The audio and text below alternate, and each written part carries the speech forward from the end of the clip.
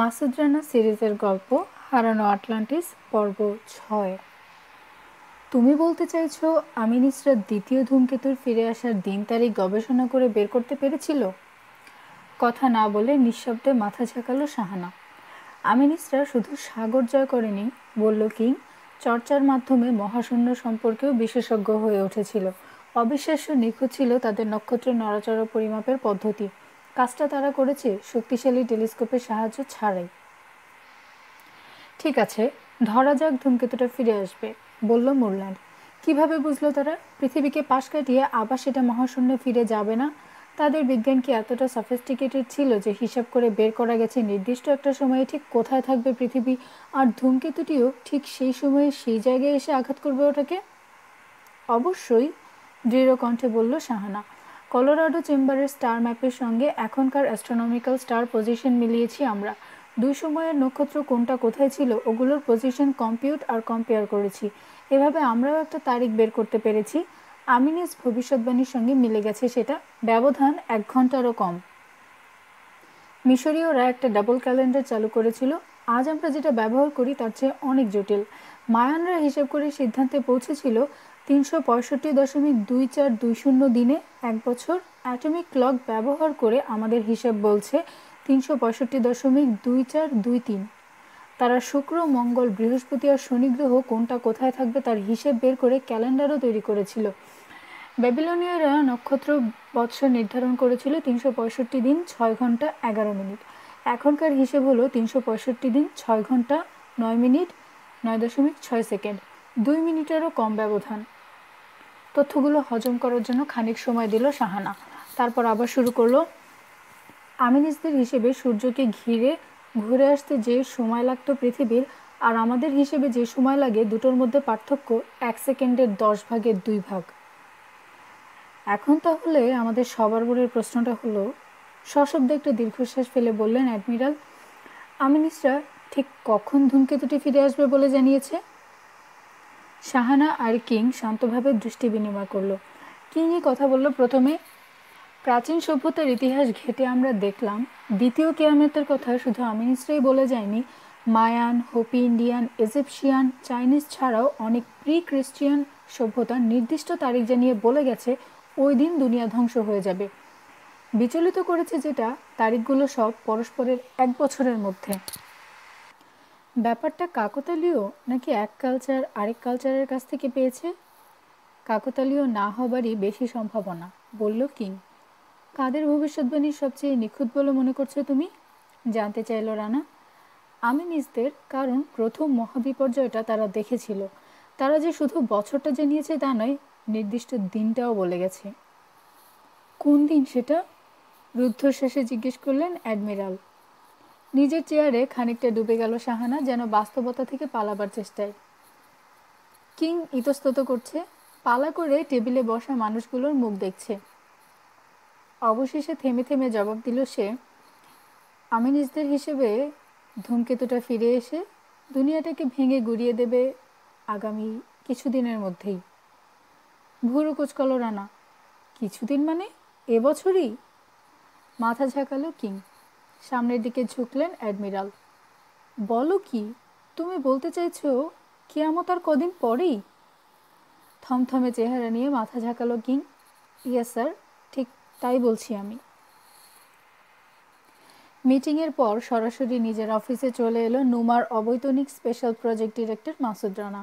তাকে অভ্যর্থনা জানালো প্রাইভেট সেক্রেটারি সোফিয়া সালজার। সুন্দরী অপরূপা মেয়েটির ঠোঁটে মুক্ত ঝরা হাসি। এমন একটা শরীরের অধিকারিণী লাস ভেগাসের শো গার্লরাও যা দেখে ঈর্ষাবোধ করবে। শুকনো খড়রঙা চুল, কাঁধের কাছে নেমে এসে সামান্য কোকড়া হয়ে বেঁকে আছে। দুনিয়াটাকে দেখছে হালকা হলুদাভ চকলেট রঙের জাদুভরা চোখ নিয়ে। একা থাকে না সোফিয়া, মিয়াও নামে একটা কালো বিড়াল তার সঙ্গী। ডেটিং প্রায় করে না বললেই চলে। মাসুদ রানা তাকে পছন্দ করে, তার প্রতি আকৃষ্টও বটে, তবে কঠোর শৃঙ্খলা মেনে চলার কারণে সবসময় একটা দূরত্ব বজায় রাখে। কল্পনার চোখে প্রায়ই দেখতে পায় ওর বাহুবন্ধনে ধরা পড়ছে মেয়েটি, কিন্তু ওই পর্যন্তই। নিজের অধীনস্থ কোনো মেয়ের সঙ্গে ঘনিষ্ঠ না হওয়ার নীতি বরাবরই অটুটই থাকে। এ ধরনের অনেক অ্যাফেয়ারকে মারাত্মক পরিণতি ডেকে আনতে দেখেছে ও। নুমার স্পেশাল প্রজেক্ট ডিরেক্টর পদটি রানার পিতৃপ্রতিম বস মেজর জেনারেল অবসরপ্রাপ্ত রাহাত খানের অত্যন্ত ঘনিষ্ঠ বন্ধু অ্যাডমিরাল জর্জ হ্যামিল্টনের বিশেষ অনুরোধে গ্রহণ করতে হয়েছিল রানাকে। একদিনে নয়, স্বায়ত্তশাসিত এই প্রতিষ্ঠানটির প্রতি ধীরে ধীরে ভালোবাসা জন্মেছে রানার মনে। এখানে কাজ করে আনন্দ পায়ও, তার কারণও আছে। প্রথম কারণ, এখানকার মানুষগুলো প্রায় সবাই আমেরিকান হলেও প্রত্যেকে তারা নিজ নিজ ক্ষেত্রে অন্যতম সেরা, সৎ, বিচক্ষণ আর মুক্তবুদ্ধির অধিকারী। জহুরি যেমন জহর চিনে নিতে পারে, তেমনি নুমার জহরতগুলোকে চিনে নিতে বেগ পেতে হয়নি ওর। একইভাবে আবার উল্টোটাও সত্যি, তারাও ঠিক চিনে নিয়েছে ওকে, জড়িয়ে নিয়েছে তাদের বিচিত্র কর্মকাণ্ডে। আরেকটা কারণ, নুমায় রয়েছে স্টেট অফ দি আর্থ অর্থাৎ অত্যাধুনিক ইকুইপমেন্ট যা আর কোথাও নেই। এখানে অত্যন্ত সম্মানজনক একটি পদে থাকায় ওগুলো যখন খুশি ব্যবহার করতে পারছে রানা।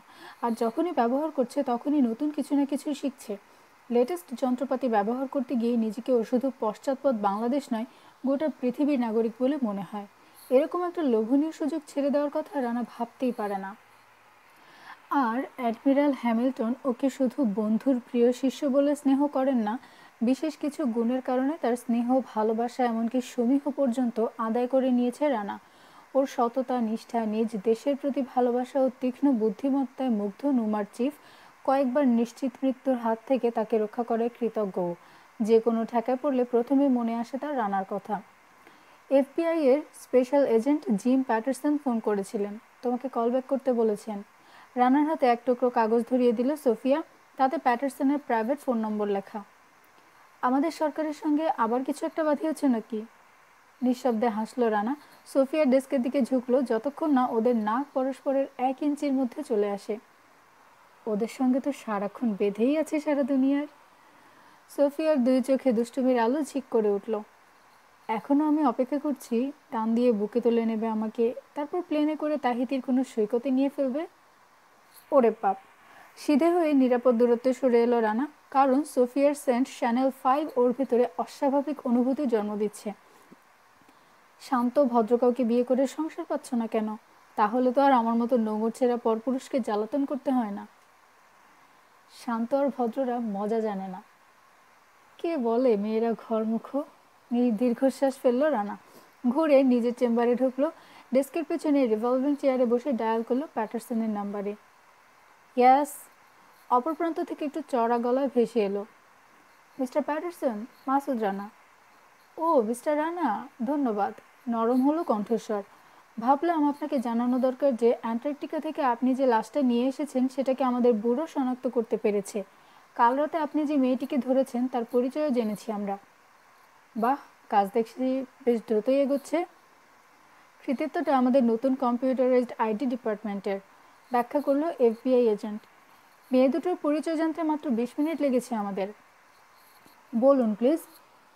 সাবমেরিনে পাওয়ার লাশটা কার্লা, আর কাল রাতে আপনি যাকে ধরেছেন তার নাম সাসনা। নিশ্চয়ই তারা যমজ?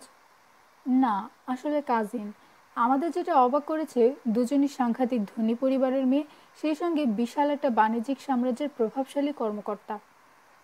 অফিসের জানালা দিয়ে বাইরে তাকিয়ে আছে রানা, তবে পটোম্যাক নদী বা ব্যাকগ্রাউন্ডে দাঁড়িয়ে থাকা ক্যাপিটাল হিলকে দেখতে পাচ্ছে না। তারা কি আর্জেন্টিনার ডেস্টিনি এন্টারপ্রাইজের সিইও হিউগো হারমানের কেউ হয়? প্যাটারসন এক মুহূর্ত পরে জবাব দিল, দেখা যাচ্ছে আমার চেয়ে 2 ধাপ এগিয়ে আছেন আপনি মিস্টার মাসুদ রানা। রানা: হ্যাঁ রানা, ঠিক ধরেছেন আপনি। হিউগোর বোন কার্লা, সাসনা হলো হিউগোর কাজিন। আর ডেস্টিনি এন্টারপ্রাইজেস হলো 25টা পরিবারের একটা পার্টনারশিপ ব্যবসা, হেডকোয়ার্টার বুয়েনোস আইরেসে। ফর্বস ম্যাগাজিনে তাদের হিসেব বলছে ওদের অর্থ সম্পদের পরিমাণ 210 বিলিয়ন মার্কিন ডলার। ঠিক রাস্তায় বসবাস করে না, কি বলেন? অথচ আমাকে কিনা বিয়ে করতে হয়েছে এক রাজমিস্ত্রির মেয়েকে। রানা বলল, ঠিক বুঝতে পারছি না এরকম একটা ধনী মেয়ে কী কারণে ছিচকে চোর হতে যাবে। জবাবটা পেলে আশা করি আমাকে আপনি জানাবেন। সাসনা কোথায় সে? জিজ্ঞেস করলো রানা। বুড়ো চালায় এমন একটা ক্লিনিকে, ওটা ডাব্লিউ স্ট্রিটে, মাউন্ট ভার্নন কলেজের উল্টো দিকে। আমি তার সঙ্গে কথা বলবো। বুড়োর তরফ থেকে আমি কোনো সমস্যা দেখি না, তবে চার্জে থাকা ডাক্তারের অনুমতি নিতে হবে। ভদ্রলোকের নাম ডার্ক ফিলার, তাকে আমি জানিয়ে রাখছি আপনি যাচ্ছেন। মেয়েটি এখন কেমন আছে? জ্ঞান ফিরেছে, বেশ জোরেই মেরেছেন, আরেকটু হলে খুলিটা ফেটে যেত। আমি মারিনি, নিজের মোটরসাইকেলের বাড়ি খেয়েছে। যাই হোক, একটু কৌতুকের সুরে বলল প্যাটারসন, তার কাছ থেকে বেশি কিছু জানতে পারবেন বলে মনে হয় না। আমাদের সেরা ইন্টারোগেটররাও চেষ্টা করে ব্যর্থ হয়েছে। Tough lady. জানে কাজিন মারা গেছে? জানে। ব্যাপারটা ইন্টারেস্টিং হয়ে উঠতে পারে, ধীরে ধীরে বলল রানা।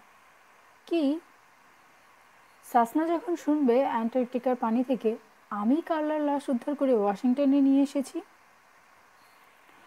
ফোনটা রেখেই নুমা বিল্ডিং থেকে বেরিয়ে পড়ল রানা। ডব্লিউ স্ট্রিটের ক্লিনিকটার কোনো নাম নেই। এফবিআই আর অন্যান্য জাতীয় সিকিউরিটি এজেন্সিগুলো শুধু ব্যবহার করে এটা। দালানটার পাশের পার্কিং লটে ঢুকলো রানা। নুমার একটা মার্সিডিস চালাচ্ছে। ওর পরিচয়পত্র দেখতে চাওয়া হলো। সিকিউরিটি গার্ডরা ফোন করে নিশ্চিত হয়ে নিল কোনো ভুল তথ্য দেওয়া হয়নি। ভেতরে ঢোকার পর একজন কর্মচারী দেখিয়ে দিল কোথায় পাওয়া যাবে ডক্টর ডার্ক ফিলারকে। নাদোষ নদোষ শরীর, হাসি খুশি একজন মানুষ ডাক্তার ফিলার। মাসুদ রানা চেম্বারে দরজা দিয়ে ওকে ঢুকতে দেখে একটা ফাইল থেকে মুখ তুলে তাকালো। জিম প্যাটারসন ফোন করেছিলেন? তা না করলে ভেতরে ঢুকতে পারতেন না। দেখে তো মনে হলো না ক্লিনিকে কোথাও কড়া পাহারা আছে। একটা সার্ভেলেন্স ক্যামেরার দিকে বাঁকা চোখে তাকান, তারপর দেখেন কি ঘটে। মাথায় চোট লাগায় ব্রেনের কোনো ক্ষতি হয়নি তো মেয়েটার? কাজের কথা তুলল রানা। ফিলার মাথা নাড়ল। কয়েক হপ্তার মধ্যেই 100% মেরামত হয়ে যাবে। এত ভালো স্বাস্থ্য সাধারণত দেখা যায় না। হ্যাঁ, খুব আকর্ষণীয়, বলল রানা। না না, আমি চেহারার কথা বলছি না। ফিজিক্যালি আশ্চর্য একটা নমুনা সে। একা শুধু সে নয়, লাশটা সম্পর্কেও কথাটা সত্যি, যেটা অ্যান্টার্কটিকা থেকে এনেছেন আপনি। এফবিআই বলছে ওরা কাজিন। তা সত্ত্বেও নিখুঁত জেনেটিক ম্যাচ, গম্ভীর সুরে বললেন ডাক্তার ফিলার। সত্যি কথা বলতে কি, বড় বেশি নিখুঁত। কীরকম? পোস্টমর্টেম এক্সামিনেশনের সময় ছিলাম আমি। পাওয়া তথ্যগুলো আরেক বিছানায় শুয়ে থাকা কাজিনের শারীরিক বৈশিষ্ট্যের সঙ্গে মেলালাম। শুধুমাত্র পারিবারিক সামঞ্জস্য নয়, তার চেয়ে অনেক বেশি কিছু রয়েছে এখানে। শুনলাম কার্লার লাশটা এই ক্লিনিকে আছে। তবে আর বলছি কি, বেসমেন্ট মর্গে। পারিবারিক সদস্যদের জিন, বিশেষ করে কাজিন হলে হুবহু একরকম হতে পারে না? জিজ্ঞেস করল রানা। অসম্ভব নয়, তবে অতি বিরল দৃষ্টান্ত, জবাব দিল ফিলার।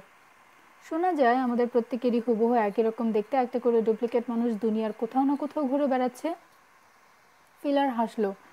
যে লোকটা আমার মতো দেখতে, ঈশ্বর তাকে সাহায্য করুক। রানা জানতে চাইল, তাহলে কি দাঁড়াচ্ছে? কয়েক মাস ধরে টেস্ট আর এক্সামিন না করে ব্যাপারটা আমার পক্ষে প্রমাণ করা সম্ভব নয়, তবে আমি আমার সমস্ত সুনাম বাজি ধরে বলতে পারি এই দুই তরুণীকে, একজন জীবিত আর একজন মৃত, ডেভেলপ, অন্য কথায় ম্যানুফ্যাকচার করা হয়েছে। এক দৃষ্টে তাকিয়ে রয়েছে রানা। আপনি নিশ্চয়ই অ্যান্ড্রয়েড, অর্থাৎ মানুষের মতো দেখতে রোবটের কথা বলছেন না? না না, ফিলার মাথা নাড়ল।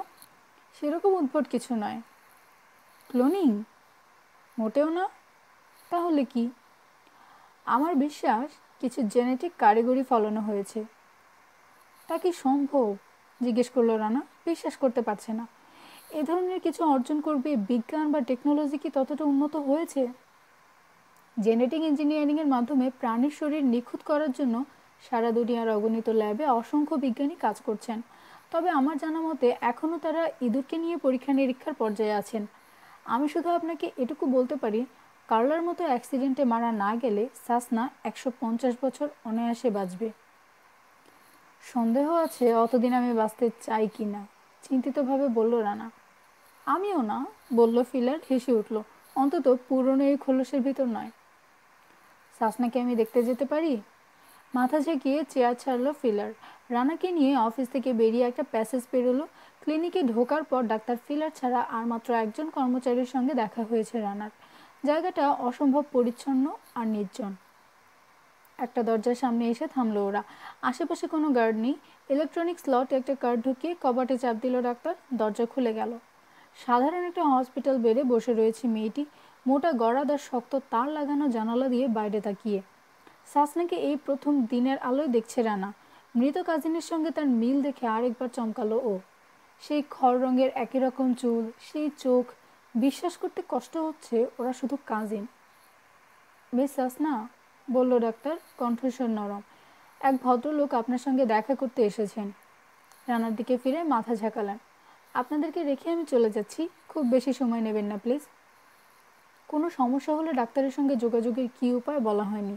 তবে রানা নিশ্চিত যে ওদের প্রতিটি শব্দ ও নড়াচড়া শুধু মনিটর নয়, রেকর্ডও করা হচ্ছে। বিছানার পাশে একটা চেয়ার টেনে এনে বসলো রানা। প্রায় 1 মিনিট কিছু বলল না, তাকিয়ে আছে একজোড়া চোখের দিকে, যে চোখের দৃষ্টি ওর মাথার ভেতর দিয়ে উল্টো দিকের দেয়ালে ঝুলে থাকা গ্র্যান্ড ক্যানিয়নের ছবিতে নিবদ্ধ বলে মনে হচ্ছে। তারপর বলল, আমি মাসুদ রানা। জানি না তোমার কাছে এই নামের কোনো তাৎপর্য আছে কিনা, তবে অ্যান্টার্কটিকায় পুরনো এক ইউবোটের কমান্ডারের সঙ্গে কথা বলার সময় মনে হয়েছিল আমার নামটা তার জানা আছে। চোখ দুটো একটু শুরু হলো, ধরা যায় কি যায় না, তবে কথা বলছে না মেয়েটি। ডুবে যাওয়া সাবমেরিনে নেমেছিলাম আমি। আবার বলল রানা, তোমার কাজিনের লাশটা তুলে আনি আমরা। তুমি কি চাও ওটাকে বুয়েনাস আইরেসে হিয়োগোর কাছে পাঠাবার জন্য পরিবহনের ব্যবস্থা করি আমি? নিশ্চয়ই হারমানদের নিজস্ব গোরস্থান আছে, কার্লাকে তোমরা সেখানেই কবর দিতে চাইবে।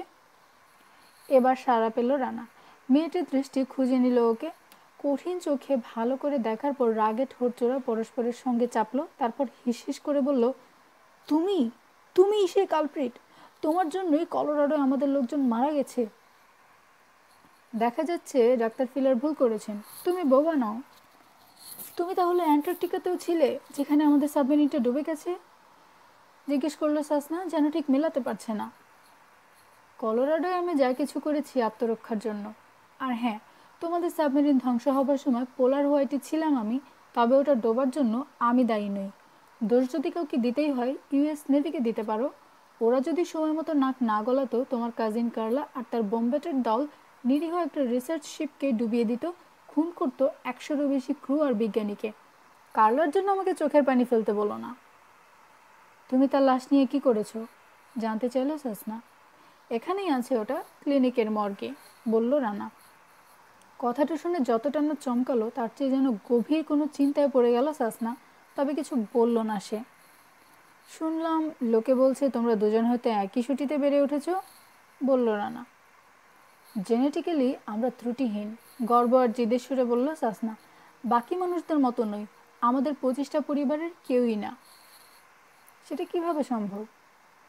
এর জন্য দরকার হয়েছে 3 প্রজন্মের সিলেকশন আর এক্সপেরিমেন্টেশন। আমার জেনারেশনের আমাদের সবার রয়েছে ত্রুটিহীন আদর্শ শরীর আর মেধাবী হবার মানসিক সক্ষমতা। আমরা শিল্প সংস্কৃতিতে অত্যন্ত সৃষ্টিশীল প্রতিভার অধিকারী। তবে সবাই আমরা একরকম দেখতে নই। আমি আর কার্লাই শুধু ব্যতিক্রম। সত্যি? রানার কথা শুনে বিদ্রুপ। অথচ এতদিন আমি ভেবে এসেছি আত্মীয়দের মধ্যে বিয়ে হলে তারা গর্তে প্রসব করে। রানার দিকে দীর্ঘ কয়েক মুহূর্ত তাকিয়ে থাকলো সাসনা, তারপর ঠোঁট বাঁকা করে হাসলো। তোমার অপমানের চেষ্টা অর্থহীন। অল্প কদিনের মধ্যেই তুমি সহ এই গ্রহের অন্য সমস্ত কলুষিত লোকজন মারা যাবে। কি প্রতিক্রিয়া হয় দেখার জন্য সাসনার চোখের দিকে তাকিয়ে রয়েছে রানা। কথা বলার সময় নির্লিপ্ত দেখালো ওকে। ও হ্যাঁ, একটা ধূমকেতু আসছে, দুনিয়াটাকে ধ্বংস করে দেবে। ওটারই এক সঙ্গী 9000 বছর আগে আমিনিসদের ধ্বংস করেছিল। এসব এরই মধ্যে জেনে গেছি আমরা। সাসনার চোখের তারা কি এক অশুভ কারণে যেন ক্ষীণ একটু ঝিক করে উঠল। অস্বস্তি বোধ করলো রানা। ওর সন্দেহ হলো আরও অনেক ভয়াবহ কোনো গোপন বিষয় জানা আছে তার। লিপির অর্থ বের করতে কীরকম সময় নিল তোমাদের এক্সপার্টরা? শান্ত স্বাভাবিক সুরে জিজ্ঞেস করলো সাসনা।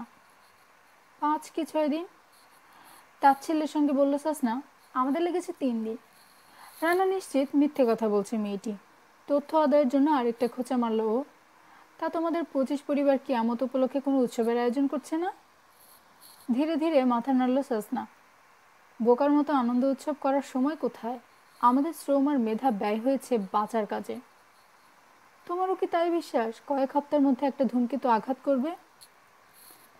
আমিনিসরা মহাকাশে যে চার্ট রেখে গেছে সেটা এত নিখুঁত যে তাদের প্রেডিকশন মিথ্যে বলে মনে করার কোনো উপায় নেই, অহেতুক জোর দিয়ে বলল সাসনা। তারপর রানার মুখ থেকে চোখ নামিয়ে মেঝের দিকে তাকালো। রানার সন্দেহ আরও বাড়ল। আমিও তাই শুনেছি। ইউরোপ আর আমেরিকার বেশ কিছু অ্যাস্ট্রোনমারের সঙ্গে যোগাযোগ আছে আমাদের। আমিনিসদের ছকটা পরীক্ষা করেছে তারা। সবাই জানিয়েছে ধূমকেতুটি ফিরে আসার পথ আর সময় আশ্চর্য নিখুঁতভাবে বর্ণনা করা হয়েছে তাতে। আর এত বড় একটা খবর তোমাদের ক্লোন টাইপের পারিবারিক সদস্যরা নিজেদের মধ্যে চেপে রেখেছে, মানুষকে সাবধান করার প্রয়োজন বোধ করেনি? কঠিন সুরে বলল রানা। এও বোঝা যাচ্ছে যে তোমাদের সঙ্গে যোগাযোগ থাকতেই অ্যাস্ট্রোনমাররা মুখ খুলছে না। ডেস্টিনি পরিবারের অভিধানে পরোপকার শব্দটি নেই। কি কারণে দুনিয়া জুড়ে আতঙ্ক ছড়াই? কাজ ছাকিয়ে বলল সাসনা। শেষ পর্যন্ত তাতে লাভটা কি হবে? তার চেয়ে মানুষকে কিছু না জানিয়ে মরতে দেয়াই ভালো, অন্তত মানসিক যন্ত্রণা থেকে তো বাঁচবে। সত্যি এরকম দরদ খুব কমই দেখা যায়। জীবন আর দুনিয়া যোগ্য লোকেদের, আর যারা প্ল্যান করতে জানে তাদের জন্য। অর্থাৎ ডেস্টিনি পরিবার, তাই তো? তা কি প্ল্যান করলে তোমরা যে অযোগ্যরা মারা গেলেও তোমরা বহাল তবিয়তে বেঁচে থাকবে? 50 বছরের বেশি হলো বেঁচে থাকার জন্য প্ল্যান করছি আমরা, বলল সাসনা। ডেস্টিনি পরিবার বন্যায় ভেসে যাবে না, আগুনেও পুড়ে মরবে না। বিপর্যয় শুরু হলে সেটাকে আমরা সামাল দিতে পারবো, পরবর্তী ধকল কাটাতেও কোনো সমস্যা হবে না। 50 বছর, পুনরাবৃত্তি করল রানা। তখনই কি তোমরা আমিনিসদের একটা চেম্বার খুঁজে পেয়েছিলে, খোদাই করা লিপিসহ, যে লিপিতে বলা হয়েছিল ধূমকেতু আঘাত হানার প্রায় বিলুপ্ত হয়ে যায় তারা? হ্যাঁ, এক কথায় জবাব দিল সাসনা। সব মিলিয়ে তাহলে কটা চেম্বার? আমিনিসরা 6টার কথা বলে গেছে। ডেস্টিনি পরিবার কটা পেয়েছে? একটা। বুঝতে পারলো রানা সাসনা সত্যি কথা বলছে না। আমরা পেয়েছি 2টো, বলল ও। বাকি 3টে কে জানে কোথায়।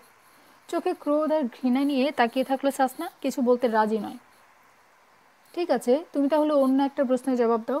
ডেস্টিনি পরিবার আমিনিসদের যে চেম্বারটা খুঁজে পেয়েছে সেটি কোথায়? আবার প্রশ্ন করলো রানা। হঠাৎ সাসনার চোখের দৃষ্টি বদলে গেল। এমনভাবে তাকালো সে যেন রানা তার করুণার পাত্র। আমিনিসদের খোদাই করা লিপি একটা মন্দিরে পাই আমরা। মন্দিরটা দাঁড়িয়েছিল তাদের একটা বন্দরনগরীর ধ্বংসাবশেষের মাঝখানে। এর বেশি তোমার আর জানার দরকার নেই মিস্টার রানা, কারণ আর বেশি দেরি নেই, তোমাদের সবার দেহ একটা সাগরে ভেসে যাবে, এর আগে যে সাগরের কোনো অস্তিত্ব ছিল না। কথাটা বলে চোখ বুজল সাসনা। ক্লিনিক থেকে শেষ বিকেলের দিকে বেরিয়ে এলো রানা। সিদ্ধান্ত নিল নুমা হেডকোয়ার্টারে না ফিরে নিজের বাগান বাড়িতে খানিক বিশ্রাম নেবে। ওর মার্সিডিজ হাইওয়েতে রোডে চলে এসেছে। এই সময় গ্লোবস্টার ফোন সংকেত দিলে একটা কল এসেছে। হ্যালো। হাই লাভার বয়, কণ্ঠে উল্লাস নিয়ে বলল কংগ্রেস সদস্য লরেলি। হাই, আজ রাতে কী করছো তুমি? ভাবছি নিজেই স্যামন ভেজে খাবো, তারপর শাওয়ার সেরে টিভির সামনে বসে পড়বো। অনেকদিন হয়ে গেল অপরা উইনফ্রের কোনো অনুষ্ঠান দেখি না। ব্যাচেলররা দেখছি বড় একঘেয়ে জীবন কাটায়, খোঁচা মেরে বলল লরেলি। জীবন নিরবচ্ছিন্ন রোমাঞ্চ হলেও সমস্যা ছিল। তা বটে। একজন এইচআরের প্রশ্নের জবাব দেওয়ার জন্য কয়েক মুহূর্ত লাইনে থাকলো না লরেলি। ফিরে এসে বলল, দুঃখিত, একজন ভোটার অভিযোগ করেছে তার বাড়ির সামনে রাস্তায় গর্ত তৈরি হয়েছে। কংগ্রেস সদস্যরাও দেখছি একঘেয়ে জীবন কাটায়। হেসে উঠে ঝাল ঝাড়ল রানা। শুধু এরকম সাধু হবার জন্য আজ তুমি আমাকে দ্য ডিকয়ে ডিনার খাওয়াতে নিয়ে যাচ্ছ? তোমার রুচির তারিফ করতে হয়, বলল রানা। তবে 1 মাসের বেতন খোয়াবো আমি। তো উপলক্ষটা কি? আমার টেবিলে বেশ মোটাসোটা একটা ফাইল পড়ে রয়েছে। বুঝতেই পারছো, ডেস্টিনি এন্টারপ্রাইজেস সম্পর্কে। পড়তে প্রচুর সময় লাগবে তোমার। কথাটা কেউ তোমাকে বলেছে আগে তুমি ভুল পেশা বেছে নিয়েছো? আমি আইন পাশ করার জন্য এতবার আমার আত্মা বিক্রি করেছি, কোনো বেশ্যাও তার মক্কেলকে ততবার দেহ বিক্রি করেনি। দ্য ডিকয় সাধারণ কাউকে ঢুকতে দেয় না, বলল রানা। আশা করি টেবিল রিজার্ভ করেছ। ওখানকার শেফকে একবার বিশ্রী এক বিপদ থেকে রক্ষা করেছিলাম, বলল লরেলি। বিশ্বাস করো, সবচেয়ে সেরা টেবিলটাই পাবো আমরা। 7:30টায় তুমি আমার বাড়ির গেট থেকে তুলে নেবে আমাকে। তুমি বললে ওরা কি আমাকে ওয়াইনে ডিসকাউন্ট দেবে? ইউ আর কিউট, নরম সুরে বলল লরেলি। Good bye. টাই পরার মুড হয়নি রানার। লরেলির টাউন হাউসের সামনে মার্সিডিজ নিয়ে ঠিক 7:30টায় হাজির হলো ও। গ্রে স্ল্যাক্স পরেছে, গাঢ় নীল স্পোর্টস কোট, তার নিচে হলুদাভ কমলা রঙের টার্টলনেক সোয়েটার। 5 তলার ব্যালকনি থেকে দেখতে পেয়ে হাত নাড়ল লরেলি। নেমে এলো তাড়াতাড়ি। একহারা গরম, সুন্দরী, সপ্রতিভ, লেস আর পুঁতির কাজ করা চারকোল রঙা কার্ডিগানে দারুণ মানিয়েছে। প্যান্টটার সামনের দিকে ভাঁজ করা আর কোটটা ইমিটেশন ফার। হাতে একটা ব্রিফকেস, ওটার চারকোল লেদার তার পরিচ্ছদের সঙ্গে মানিয়ে গেছে। ফুটপাতে দাঁড়িয়েছে রানা। লরেলির জন্য মার্সিডিজের দরজা খুলে দিল। দেখে ভালো লাগলো পৃথিবীতে এখনও কিছু ভদ্রলোক রয়ে গেছে, সকৌতুক হাসির সঙ্গে বলল লরেলি। ঝুঁকে তার গালে চুমু খেল রানা। আমি জানি তুমি কি পছন্দ করো। হোটেলটা মাত্র 2 মাইল দূরে, ক্যাপিটাল বেলটওয়ের উপরে, ভার্জিনিয়ার ফেয়ারফ্যাক্স কাউন্টিতে। দ্য ডিকয় মানে আন্তরিক ঘরোয়া পরিবেশে খাড়া দেওয়ার স্মরণীয় অভিজ্ঞতা। 18 শতকের একটা দালানে প্রতিষ্ঠিত, মালিক প্যারিস থেকে আসা একজন নামকরা শেফ। মরক্কান স্টাইলের ডেকোরেশন আর ফার্নিচার দিয়ে সাজানো হয়েছে ডাইনিং রুমটা গাঢ় নীল আর সোনালি রঙে। মাত্র 12টা টেবিল, সার্ভ করে 6 জন ওয়েটার। রানার বিশেষভাবে ভালো লাগে এখানকার শব্দ নিরোধক আয়োজন। ভারী পর্দা ছাড়াও দেয়ালে ভাঁজ করা কাপড়ের বাহুল্য কথাবার্তার সমস্ত আওয়াজ কমিয়ে অতি অল্পে নামিয়ে আনে। ছোট একটা প্রাইভেট অ্যালকোভে বসার পর লরেলিকে রানা জিজ্ঞেস করলো, ওয়াইন না শ্যাম্পেন? কী দরকার জিজ্ঞেস করার? তুমি জানো ভালো একটা কারাবানে পেলে আমার মুড চলে আসে। 1 বোতল মার্টিন রে কারাবানেই সফিঙ্গান অর্ডার দিল রানা। জিনিসটা সম্ভবত কালো আঙ্গুর দিয়ে তৈরি সাদা ওয়াইন, কিংবা উল্টোটাও হতে পারে। চেয়ারে হেলান দিল ও, বলল, হ্যাঁ বলো, ডেস্টিনি এন্টারপ্রাইজেস সম্পর্কে কি জানতে পেরেছো? সামনে ঝুঁকে ব্রিফকেসটা খুলল লরেলি। ভেতর থেকে কয়েকটা ফোল্ডার বের করে টেবিলের তলা দিয়ে রানার কোলের উপর রাখলো। ডেস্টিনি এন্টারপ্রাইজেস পাবলিক রিলেশনসে বিশ্বাসী নয় প্রমোশনাল প্রোগ্রাম অথবা অ্যাডভার্টাইজিংয়ে। তারা কখনো স্টক বেচেনি। 3 প্রজন্ম ধরে 25টা পরিবার এটার মালিক। তারা কিছু উৎপাদন করে না বিলি বন্টন, লাভ ক্ষতির হিসেব কিংবা বাৎসরিক রিপোর্ট। জানা কথা, এ ধরনের গোপনীয়তা বজায় রেখে ইউরোপ, যুক্তরাষ্ট্র বা এশিয়ায় তারা ব্যবসা করতে পারত না। তবে আর্জেন্টিনার সরকারের সঙ্গে তাদের ভারী মহরম শুরু হয়েছে সেই দ্বিতীয় মহাযুদ্ধের পরই। ওয়াইন পরিবেশিত হলো। ইতিমধ্যে বেশ কয়েকটা পাতা পড়া হয়ে গেছে রানার। বলা নেই কওয়া নেই, হঠাৎ 1947 সালে ডেস্টিনি যেন বাতাস থেকে জন্ম নিল। বিস্মিত হয়ে বলল ও। ওই সময়ের বুয়েনোস আইরেসের খবরের কাগজ পরীক্ষা করার জন্য একজন রিসার্চারকে ভাড়া করি আমি। বাণিজ্য সংবাদে হারমান বা তার সঙ্গে সংশ্লিষ্টদের কারো নাম কোথাও ছাপা হয়নি। রিসার্চার শুধু বাজারে ছড়ানো গুজবটা রিপোর্ট করেছে। কি সেটা? কর্পোরেশনটা তৈরি করে নাৎসিদের ওপর মহলের কিছু কর্মকর্তা, আত্মসমর্পণের আগে যারা জার্মানি ছেড়ে পালিয়েছিল। অ্যাডমিরাল হ্যামিল্টন বলছিলেন বটে, কিছু নাৎসি অফিসার আর চুরি করা প্রচুর সম্পদ ইউ-বোটে তুলে পাচার করা হয়। এই অপারেশনটার দায়িত্বে ছিল মার্টিন বোরম্যান। বার্লিন লড়াইয়ের সময় না পালাতে গিয়ে মারা যায় সে? জানতে চাইল লরেলি। অনেক পরে কিছু হাড় পাওয়া গিয়েছিল, তবে প্রমাণ করা যায়নি যে সেগুলো তারই। কোথায় যেন পড়েছি, দুনিয়ার সবচেয়ে বড় অমীমাংসিত রহস্য হলো জার্মান ট্রেজারির সম্পূর্ণ গায়েব হয়ে যাওয়াটা। একটা মার্ক বা একরতি সোনাও কোথাও পাওয়া যায়নি। এমন কি হতে পারে যে বোরম্যান বেঁচে গিয়েছিল, দেশের সমস্ত লুট করা সম্পদ দক্ষিণ আমেরিকায় সরিয়ে নেয় সে? সন্দেহের তালিকায় তার নামটাই সবার উপরে, বলল রানা। আরও কিছু পাতা উল্টে পাল্টে দেখলো, বিশেষ আগ্রহ বোধ করছে না। বেশিরভাগই খবরের কাগজের article, destiny enterprises business deal report করা হয়েছে, যেগুলো আকারে এত বড় যে গোপন করা সম্ভব ছিল না।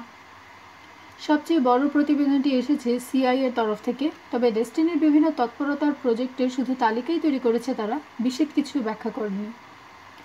দেখা যাচ্ছে কোনো দিকে হাত বাড়াতে ইতস্তত করে না, বলল রানা। অনেকগুলো হাত, সেটাই বোধহয় কারণ। মূল্যবান পাথর, সোনা, প্লাটিনাম ইত্যাদি উৎপাদনের জন্য দুনিয়ার অত্যন্ত 32টা দেশে মাইনিং অপারেশন চালাচ্ছে। তাদের computer, software development and publishing division বিখ্যাত মাইক্রোসফটের চেয়ে মাত্র 4 ধাপ নিচে। দুনিয়ার বিভিন্ন দেশের অনেকগুলো অয়েল ফিল্ড আজ তাদের হাতের মুঠোয়। ন্যানো টেকনোলজিতেও নেতৃত্ব দিচ্ছে। সেটা কি আমি ঠিক বুঝি না, বলল লরেলি। রানা কিছু বলার আগে অর্ডার নেওয়ার জন্য ওয়েটারকে এগিয়ে আসতে দেখা গেল। আজ তোমার কি পছন্দ? জিজ্ঞেস করলো ও। তোমার টেস্টের উপর আমার আস্থা আছে, মৃদু কণ্ঠে বলল লরেলি। খাওয়াচ্ছ যখন, আমার অর্ডারটাও তুমিই দাও। মেনুর কোর্সগুলো ফ্রেঞ্চ ভাষায় উচ্চারণ করার বিড়ম্বনা এড়িয়ে গেল রানা। যা বলল সব ইংরেজিতে। প্যাট দাও ট্রাফেল সহ, তারপর ভিসিসোয়াল। মেইন কোর্স লেডির জন্য র্যাবিট স্টু, হোয়াইট ওয়াইন সসে ডোবানো, আর আমার জন্য ব্রাউন বাটার সস দিয়ে সুইট ব্রেড। ওয়েটার ফিরে যেতে লরেলির দিকে তাকালো রানা। কোথায় জানাচ্ছিলাম আমরা? ও হ্যাঁ, ন্যানো টেকনোলজি। অল্প যেটুকু জানি আমি, ন্যানো টেকনোলজি হলো নতুন একটা বিজ্ঞান, যে বিজ্ঞানের কাজ হলো অ্যাটমের বাঁধনকে নিয়ন্ত্রণের চেষ্টা করা, যার ফলে প্রাকৃতিক নিয়মের ভেতর যা কিছু সম্ভব সব বানিয়ে ফেলা যাবে।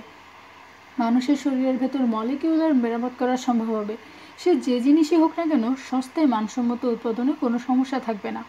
অবিশ্বাস্য ছোট আকারের মেশিন তৈরি হবে যেগুলো নিজেদের হুবহু নকল তৈরি করতে পারবে। ওগুলো ভরে দেওয়া হবে ফুয়েল, ওষুধ, ধাতব পদার্থ, বিল্ডিং প্রোডাক্ট ইত্যাদি তৈরি করার প্রোগ্রাম। সাধারণ টেকনোলজির সাহায্যে যা সম্ভব নয়। শুনেছি মেইন ফ্রেম কম্পিউটারকে একটা কিউবিক মাইক্রনের আকার দেওয়া সম্ভব। ন্যানো টেকনোলজিকে বলা হচ্ছে ভবিষ্যতের তরঙ্গ। শুনতে ফ্যান্টাস্টিক লাগছে। পরবর্তী 30 বছরে এর যে কতটুকু উন্নতি হবে ভাবতে গেলে মাথাটাই বিগড়ে যায়। অ্যান্টার্কটিকা ডেস্টিনির প্রজেক্ট সম্পর্কে যে ফাইল রয়েছে সেটা পড়লেও ব্যাপারটা ঘটতে পারে, বলল লরেলি। ফোল্ডারের নাম 5A। হ্যাঁ দেখেছি, জানালো রানা। সাগরে মাইনিং করার বিশাল এক ফ্যাসিলিটি। তারাই প্রথম সাগরের পানি থেকে মূল্যবান ধাতব পদার্থ বের করে আনতে সফল হয়েছে। শোনা যাচ্ছে ডেস্টিনির ইঞ্জিনিয়ার আর বিজ্ঞানীরা একটা মলিকিউলার ডিভাইস তৈরি করেছে যেটা নাকি সাগরের পানি থেকে ধাতব পদার্থ, এই যেমন সোনাকে, আলাদা করতে পারে। জানা দরকার। প্রোগ্রামটা কি সফল হয়েছে? পুরোপুরি সফল হয়েছে, জানালো লরেলি। সিআইএর সংগ্রহ করা সুইস ডিপোজিটরি রেকর্ড অনুসারে আমি ওদেরকে 1000 বাইবেলের দোহাই দিয়ে কথা দিয়েছি তথ্যটা সম্পূর্ণ গোপন থাকবে। সুইস ভল্টে ডেস্টিনির যত সোনা জমা আছে তার পরিমাণ ফোর্ট নক্সের চেয়ে খুব একটা কমা নয়। সোনা সংগ্রহের মাত্রা নির্ধারিত একটা সীমায় বেঁধে রাখতে হবে, তা না হলে বাজার দর পড়ে যাবে। আমার সূত্র অনুসারে ডেস্টিনির ম্যানেজমেন্ট এখনো 1 আউন্স সোনাও বেচেনি। কী উদ্দেশ্যে এত বিপুল পরিমাণ সোনা মজুত করেছে তারা? মাথা ঝাঁকালো লরেলি। কি করে বলি? হয়তো অল্প অল্প করে গোপনে বেচে, বাজার দর যাতে পড়ে না যায়। জানে বাজারে টনকে টন সোনা ছাড়লে লাভ করতে পারবে না। ওদের প্যাটিস আর ফাঙ্গাই নিয়ে হাজির হলো ওয়েটার। 1 চামচ ইউরেনিয়ান ফাঙ্গাস মুখে দিয়ে চেহারাটাকে সকৃতজ্ঞ করে তুলল লরেলি। This is wonderful. হ্যাঁ সত্যি ভালো, একমত হলো রানা। নিঃশব্দে প্যাটিসের স্বাদ নিচ্ছে ওরা। তবে খানিক পরই আবার কাজের কথা শুরু হলো। লরেলি জানালো, যুদ্ধের পর থেকে নিওনাৎসি আন্দোলন সম্পর্কে সিআইএ প্রচুর তথ্য সংগ্রহ করেছে, তবে এমন কোনো আন্ডারগ্রাউন্ড ষড়যন্ত্রের কথা জানতে পারিনি যেটার সঙ্গে ডেস্টিনি এন্টারপ্রাইজেস বা হারমান পরিবারের সম্পর্ক আছে। তবে একটা ফাইলে টোকা দিয়ে বলল রানা, এটা থেকে জানা যাচ্ছে নাৎসিদের লুট করা বিপুল সম্পদ অস্ট্রিয়া, বেলজিয়াম, নরওয়ে, ফ্রান্স আর নেদারল্যান্ড থেকে ইউবোটে করে আর্জেন্টিনায় আনা হয়েছিল যুদ্ধের পর। বেশিরভাগই ডলারে রূপান্তর করে সেন্ট্রাল ব্যাংকের মাধ্যমে গোপন অ্যাকাউন্টে সরিয়ে ফেলা হয়। কার নামে? কার আবার? ডেস্টিনি এন্টারপ্রাইজের। সব কিছুর মালিক সেই 1947 সাল থেকেই ওই 25টা পরিবার। গত 54 বছরে ডেস্টিনি বলতে গেলে আর্জেন্টিনার মালিক বনে গেছে। গ্লোবাল ইকোনমিতে তাদের প্রভাব কম নয়। বিশ্ব ব্যাংকের অনেক বড় পদ দখল করে আছে তারা। আমার এক এইচএড ইনফর্মার জানিয়েছে মার্কিন কংগ্রেসের নির্বাচনেও মোটা অঙ্কের টাকা খরচ করে ওরা। বোধহয় সেই জন্যই ডেস্টিনি এন্টারপ্রাইজের বিরুদ্ধে কোনো সরকারি তদন্ত শুরুই হতে পারেনি। এখানে বলা হয়েছে, আবার একটা ফাইলে টোকা দিল রানা, হোয়াইট হাউসেও ঢুকেছিল তাদের সুর। একটা হাত তুলল লরেলি। আমার দিকে তাকিও না, আমার নির্বাচনী ফান্ডে ডেস্টিনির একটা পয়সাও জমা পড়েনি। চতুর শিয়ালের মতো ভঙ্গি করে তাকালো রানা। সত্যি? টেবিলের তলা দিয়ে রানার পা মারিয়ে দিল লরেলি। থামো ওইসব, তুমি খুব ভালোভাবেই জানো আমি কি প্রকৃতির মেয়ে। কংগ্রেসের সবচেয়ে সম্মানিত সদস্যের সঙ্গে বন্ধুত্ব রয়েছে তোমার। সুন্দরতমও বটে। ওদের সামনে ভিসিস ওয়াজ পরিবেশিত হলো। সেটা স্বাদ নেওয়ার ফাঁকে ওয়াইনের গ্লাসে চুমুক দেওয়াও চলছে। দেখা যাচ্ছে পাইকারি মানুষ খুন, অন্যায় যুদ্ধ ইত্যাদির সাহায্যে নাৎসিরা যা কিছু অর্জন করতে পারেনি সেগুলো জয় করেছে আর্থিক ক্ষমতা দিয়ে, বলল লরেলি। ডেস্টিনি পরিবার বোঝে আর্থিক ক্ষমতা রাজনৈতিক ক্ষমতা লাভের উপায় সহজ করে দেয়। যে কোনো জিনিস কেনার সামর্থ্য আছে তাদের। একমাত্র প্রশ্ন হলো কোন দিকে যাচ্ছে তারা। কাল রাতে যে মেয়েটিকে ধরলে তুমি, তার কাছ থেকে কিছু জানতে পারলে? সে বলছে এই তো সামনেই কিয়ামত, গোটা মানবজাতি শুধু ডেস্টিনি পরিবারগুলো বাদে একটা ধূমকেতুর আঘাতে ধ্বংস হয়ে যাবে। তুমি সেটা বিশ্বাস করছো না? জানতে চাইল লরেলি। তুমি করো? পাল্টা প্রশ্ন করলো রানা। এরকম 1000টা কিয়ামত এসেছে আর গেছে, কোথাও কোনো আলোড়ন ওঠে না। ডেস্টিনি কেন যে ব্যাপারটা কীভাবে ছড়াচ্ছে সেটা আমার কাছে একটা রহস্য। তাদের বক্তব্যের ভিতটা কি? আমিন ইসলামে পরিচিত প্রাচীন একটা জনগোষ্ঠীর প্রেডিকশন। অবশ্যই তুমি সিরিয়াস নও, বলল লরেলি হতভম্ব। ডেস্টিনির মতো চতুর ব্যবসায়ীদের একটা গ্রুপ কয়েক হাজার বছরের পুরনো একটা মিথকে বিশ্বাস করছে। এটা শুধু ডেস্টিনি পরিবারের কথা নয়, ভারত মহাসাগর আর কলোরাডোয় আমরা যে চেম্বার পেয়েছি ওগুলোর পাথরে এই সতর্কবাণী খোদাই করা আছে। অ্যাডমিরাল হ্যামিল্টন টেলিফোনের সংক্ষেপে জানিয়েছেন তোমাদের আবিষ্কার সম্পর্কে, তবে তুমি এখনো কিছু জানাওনি আমাকে। সুযোগ পেলাম কখন? হাত নেড়ে অসহায় একটা ভঙ্গি করলো রানা। তোমার সঙ্গে আমার এই সম্পর্কের মধ্যে একটা শৃঙ্খলা ফিরিয়ে আনা দরকার। কে জানে আদৌ তুমি তার সময় পাবে কিনা। যারা গ্রহাণু আর ধূমকেতুর উপর চোখ রাখে তারা কি বলে দেখো। স্যুপের ডিশ সরিয়ে নিয়ে গিয়ে তার জায়গায় স্টু করা র্যাবিট আর সুইট ব্রেড পরিবেশন করলো শেফ। মুখ ভর্তি খরগোশের মাংস নিয়ে লরেলি বলল, দারুণ তো, র্যাবিট ফার্স্ট ক্লাস চয়েস ছিল। রানার চোখে মুখে উল্লাস। ওস্তাদ কোনো শেফ যখন সুইট ব্রেড সার্ভ করে প্রতিটি কামড়ের সঙ্গে মধুর সঙ্গীত বাজে আমার কানে। সসটা যেন বিরাট কোনো বিজয়। আমার র্যাবিট একটু চেখে দেখবে? জিজ্ঞেস করলো লরেলি প্লেটটা বাড়িয়ে ধরল। তুমি কি আমার সুইট ব্রেড খাবে? না ধন্যবাদ, বলল লরেলি নাক কোচকালো। ভেতরের অঙ্গ প্রত্যঙ্গ আমাকে তেমন টানে না। সবশেষে ছাড়ানো পিচ আর রাসবেরি পুরির অর্ডার দিল রানা। সঙ্গে থাকলো রেমি মার্টিন ব্র্যান্ডি।